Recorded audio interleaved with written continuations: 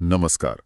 आज हम थोड़ा समय ना पीछे चलते हैं, करीब 20 साल 2005 में, और बात करते हैं एक बहुत ही खास फिल्म की, परिणीता। हाँ, परिणीता, बिल्कुल। और खास तौर पर हम इसे देखेंगे उस एक्ट्रेस की नजरों से जिनका ये कहना चाहिए कि एक शानदार डेब्यू था, विद्या बालन। बिल्कुल उनका पहला कदम था हिंदी फिल्मों में, और क्या कमाल का था। हमारे पास ना एक हालिया लेख है जिसमें विद्या बालन ने फिल्म से जुड़ी काफी सारी यादें साझा की हैं। पर्दे के पीछे की बातें, सेट का माहौल, कुछ दिलचस्प किस्से भी। अच्छा, हाँ, मैंने भी सुना इस बारे में, काफी कुछ निकला है। तो आज इस बातचीत का मकसद क्या है? देखिए, हम सिर्फ किस्से नहीं सुनेंगे, कोशिश करेंगे समझने की कि जो डायरेक्टर थे प्रदीप सरकार, उनका काम करने का तरीका क्या था। वो कैसे छोटी छोटी बातों पर ध्यान देते थे। हाँ, वो जरूरी है समझना। और संजय दत्त, सैफ अली खान जैसे जो कोस्टार्स थे, उनके साथ विद्या के अनुभव कैसे रहे। और हाँ, फिल्म की 20वीं सालगिरह भी है, तो उसका जो रेस्टोरेशन हो रहा है उस पर भी बात करेंगे। हाँ, वो रेस्टोरेशन वाली बात तो बहुत ही महत्वपूर्ण है। तो चलिए शुरू करते हैं। शुरुआत करते हैं फिल्म के निर्देशक स्वर्गीय प्रदीप सरकार से। विद्या बालन ने उनके काम करने के तरीके पर खासकर वो जो बारीकियों पर ध्यान देते थे, उस पर काफी जोर दिया है। क्या खास था उनके अंदाज में? प्रदीप सरकार कहा, उनका जो ध्यान था ना डिटेल पर, वो सिर्फ आदत नहीं थी, वो एक तरह का जुनून था। विद्या बालन बताती हैं कि वो कभी-कभी 100 टेक तक ले लेते थे। 100 टेक? किस चीज के लिए?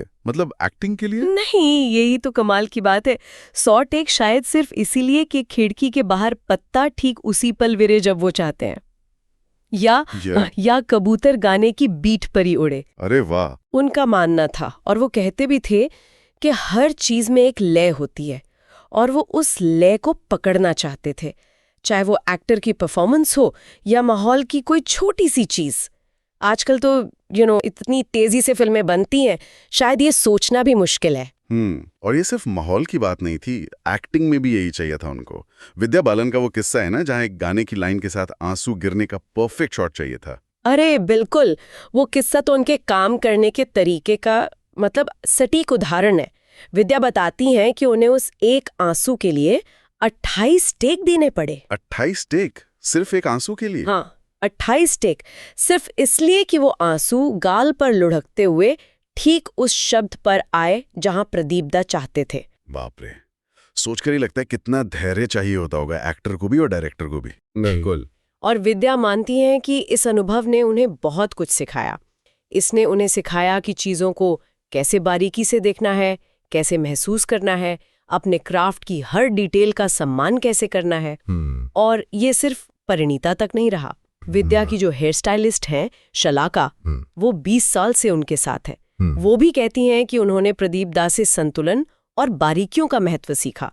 तो ये सिर्फ फिल्म नहीं बन रही थी, एक तरह की पाठशाला भी थी। सही बात है, ये बारीकियां ही शायद फिल्म को आज भी इतना यादगार बनाती हैं। बिल्कुल। हाँ, ये समर्पण दिखता है फिल्म में, लेकिन जाहिर है इतने गंभीर माहौल के बीच सेट पर कुछ हल्के फुल्के पल भी तो होते होंगे। अरे हाँ, बिल्कुल होते हैं। सह कलाकारों के साथ भी कुछ मजेदार किस्से सामने आए हैं। संजय दत्त के साथ हुई एक घटना का जिक्र है। हाँ, वो किस्सा तो काफी मजेदार है और दिखाता है कि सेट पर चीजें कितनी अप्रत्याशित हो सकती हैं। एक सीन था जहां विद्या और संजय दत्त एक टेबल पर आमने सामने बैठे थे।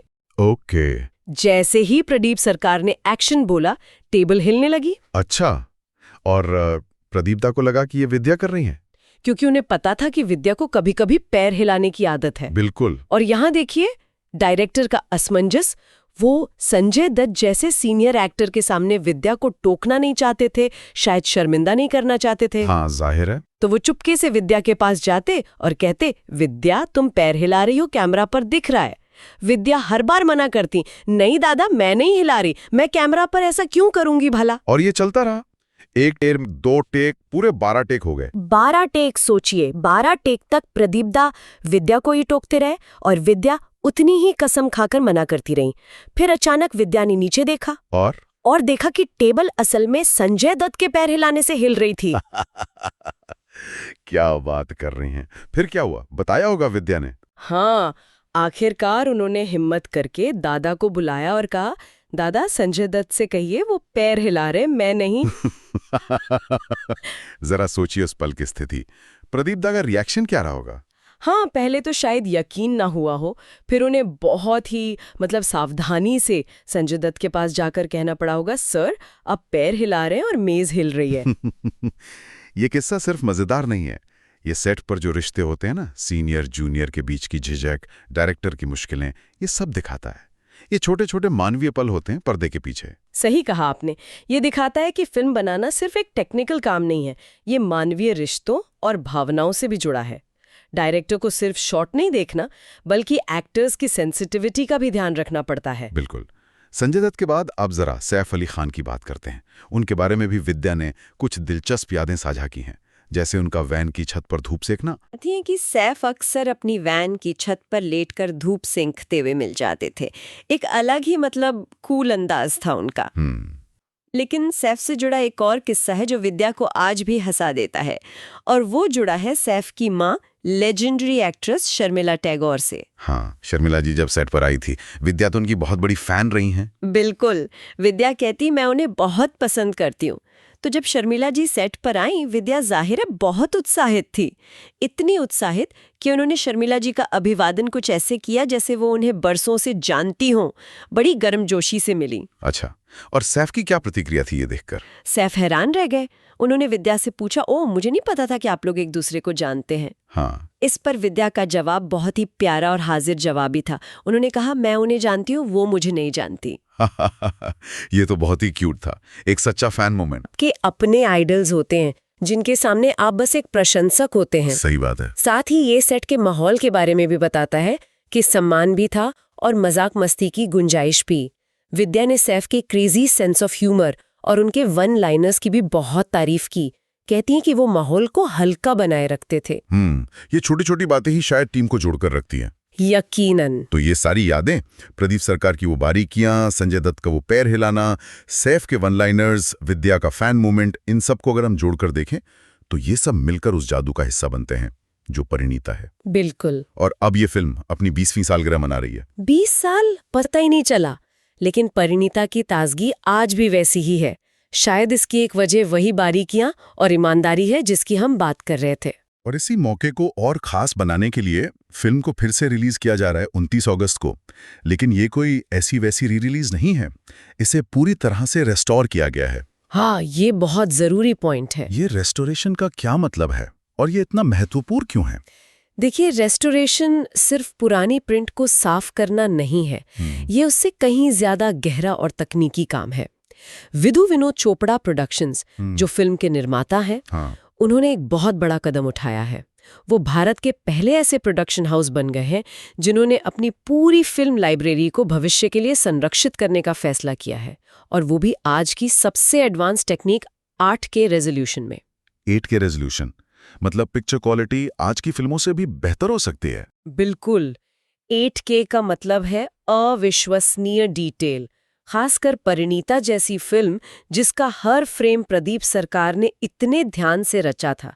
वो सारे रंग, वो लाइटिंग, वो छोटी छोटी चीजें जो शायद पहले थोड़ी धुंधली दिखती थीं, अब पूरी क्लैरिटी के साथ नजर आएंगी। कमाल है। और सिर्फ विजुअली नहीं, फिल्म के साउंड ट्रैक को भी 5.1 सराउंड साउंड में रीमास्टर किया गया है, तो सुनने का अनुभव भी एकदम नया होगा।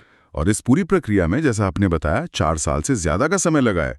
ये तो बहुत बड़ा निवेश है, समय का भी और संसाधनों का भी। हाँ, और ये दिखाता है कि वो अपनी सिनेमाई विरासत को लेकर कितने गंभीर हैं। और एक और दिलचस्प बात यह है कि इस रेस्टोरेशन के काम का एक हिस्सा इटली के बुलोग्ना शहर में हुआ है। वहाँ दुनिया की सबसे जानी मानी फिल्म रेस्टोरेशन लैब्स में से एक है लिमाजीने रिट्रोवाता। इटली में इसका क्या महत्व है? ये सिर्फ एक फिल्म को बचाना नहीं है, ये हमारी सांस्कृतिक धरोहर को अंतर्राष्ट्रीय मानकों पर सहेजना है, और ये शायद दूसरी प्रोडक्शन कंपनियों को भी प्रेरित करें। ये तो बहुत अच्छी बात है। तो अगर हम आज की पूरी बातचीत को समेटें, प्रदीप सरकार का वो जुनून भरा डायरेक्शन, सेट पैक्टर्स के बीच की वो मानवीय और मजेदार पल, और अब इस फिल्म को 20 साल बाद इतनी मेहनत से सहेजा जाना, ये सब मिलकर क्या कहानी कहते हैं? ये कहानी कहते हैं कि एक महान फिल्म सिर्फ एक अच्छी कहानी या अच्छे एक्टर से नहीं बनती। उसमें डायरेक्टर का विजन, हर छोटी डिटेल पर ध्यान, एक्टर्स के बीच की केमिस्ट्री, सेट पर बने यादगार पल, और फिर उस कलाकृति को आने वाली पीढ़ियों के लिए सहेजने का समर्पण, ये सब शामिल होता है। बिल्कुल।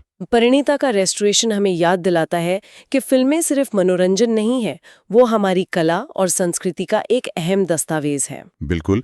और ये सब जानने के बाद जब दर्शक रेस्टोर्ड परिणीता को बड़े पर्दे पर देखेंगे तो शायद वो सिर्फ कहानी नहीं बल्कि उसके पीछे की इस पूरी यात्रा को, इस मेहनत को भी महसूस कर पाएंगे। हाँ, और यहाँ श्रोताओं के लिए एक सोचने वाली बात ये हो सकती है, जब हम अपनी पसंदीदा पुरानी फिल्में देखते हैं तो हम अक्सर कहानी और एक्टिंग की तारीफ करते हैं, पर क्या हम कभी सोचते हैं कि उस जादू को रचने में कितनी बारीकियां, कितना धैर्य, कितने अनकहे किस्से और कितनी मेहनत लगी होगी? सही सवाल है। परिणीता की ये कहानियां और उसका ये रेस्टोरेशन, ये हमें शायद अपनी सिनेमाई विरासत को और गहरे सम्मान से देखने की प्रेरणा देता है। ये सिर्फ नॉस्टैल्जिया नहीं है, ये कला के प्रति सम्मान है। कला के प्रति सम्मान। इस खूबसूरत विचार के साथ परिणीता की सुनहरी यादों और उसके नए जीवन पर हमारी आज की ये गहरी बातचीत यहीं खत्म होती है।